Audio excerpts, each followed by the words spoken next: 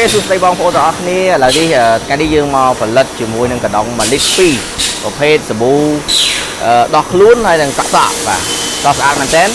ថ្ងៃនេះមកម៉ាស៊ីនរបស់យើងវាយបាន2ម៉ូតតែម្ដងហើយធានាជូនគុណភាពគឺសាច់ជ័រគឺស្វិតល្អមែនតើធន់មែនតើណាបងប្អូនច្រកផលិតផលគឺមានភាពស្តង់ដារតែម្ដងឥឡូវអាចមកមើលបាននេះជាសកម្មភាពផលិតផ្ទាល់បាទម៉ាស៊ីននេះគឺយើងផលិតម្ដងถึง2ម៉ូតតែម្ដងបងប្អូនទាំងគ្នាម៉ូតទី1បានចេញហើយអានេះយើងកាត់ជ័រតោះមកនេះដាក់ចូលក្នុងពុំបាទណាអូតូតែម្ដងតមកវានឹងតាក់ទៅខាងក្រោមនេះហើយនេះគឺជាផលិតផលដែលយើងផលិតផ្ទាល់ក្នុងស្រុកបាទនេះណាមានទាំងអស់គឺបងប្អូនទាំងគ្នាអាចមើលបានម៉ូត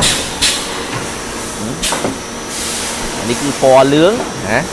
សាច់ជ័រគឺម៉ត់រលោងចឹងតែម្ដងអូខេយើងសម្រាប់បងប្អូនដែលចាប់អារម្មណ៍ចង់ផលិតជាមួយនឹងកណ្ដុងតូចធំឯងអាចទំនាក់ទំនងបានតាមលេខទូរស័ព្ទនៅខាងលើនេះបាទ